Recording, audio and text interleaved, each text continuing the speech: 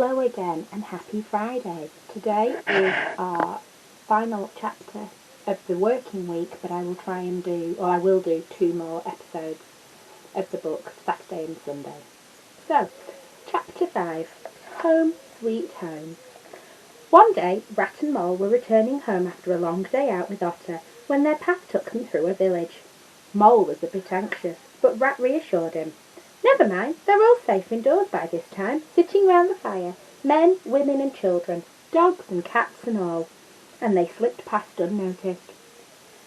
Once beyond the village, Rat was leading the way, so he did not notice when Mole stopped in his tracks and sniffed the air. It was one of those mysterious fairy calls that suddenly reached him and made him tingle all over. He sniffed again, and memories came flooding back. Home! Mole had scarcely given a thought to his old home since he left it. Now he was filled with old memories. "Ratty," he called, "hold on! Come back quickly!" "Oh, come along, Mole," replied Rat, still plodding on. "Please stop, Ratty," pleaded poor Mole. Mole caught up with Rat, but he was obviously so upset that Rat sat him down on a tree trunk. "What is it, old fellow?" he asked. Poor Mole was sobbing so hard you could scarcely speak. "Oh, dear," he choked. "We might have just gone back and had one look at it, Ratty. I was smelling it, but you wouldn't turn back." Look, he's crying.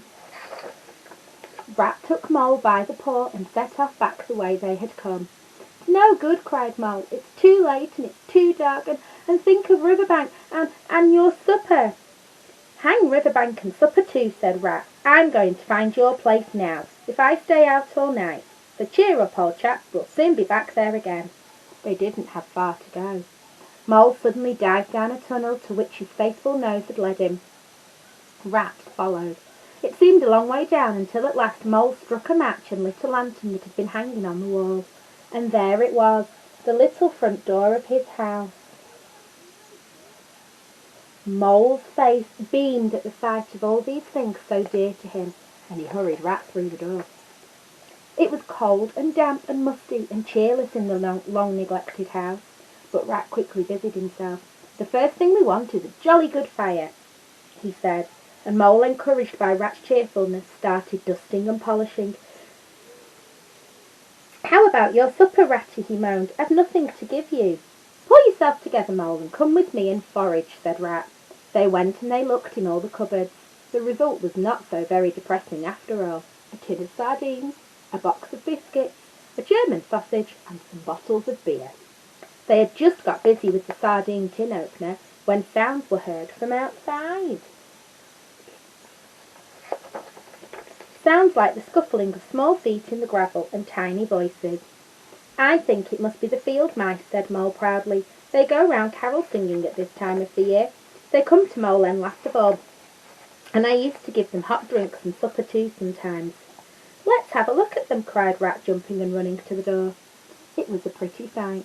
As the door opened, one of the older field mice, carrying a lantern, said, "Now then, 1, 2, 3, and their shrill little voices rose on the air, singing an old-time carol. "Well sung, boys," cried Rat when they had finished.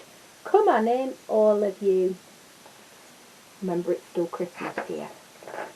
"Oh, Ratty," cried Mole, "what are we doing? We've nothing to offer them." "Leave all that to me," said Rat. "Here, you with the lantern," he called to one of the field mice. "Come over this way, I want to talk to you." Rat gave him a basket and some money and sent him off to the shop with strict instructions as to what he should buy. The rest of the field mice perched in a row on the sofa.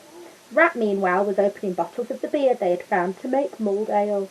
And soon every field mouse was sipping a hot drink and forgetting he had ever been cold in his life. "They act plays too," Mole explained to Rat. There's the mice all having a drink.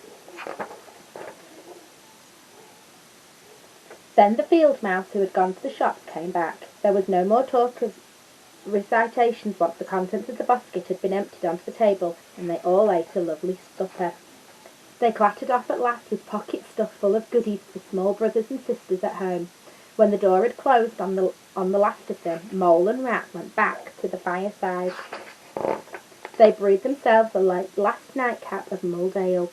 Finally, Rat gave a tremendous yawn and said, "Ooh, Mole, old chap, I'm ready to drop." "Is that your bunk?" "Very well, I'll take this one," said Rat. "What a splendid little house this is." He clambered into his bunk and went to sleep at once. Mole was also glad to get to bed, and he lay down with great joy and contentment. After all the excitements of his new life, it was good to think that he had his own home to come back to. They are asleep. That is the end of the chapter. The next chapter is Mr. Toad, and we've met Toad before, haven't we? But this is another one all about him. I hope you enjoyed that, and that if it's bedtime, good night. And if you're watching it any other time, I hope you're having a nice day. I will read you another chapter tomorrow, and I will see you tomorrow. Have a lovely day. Bye.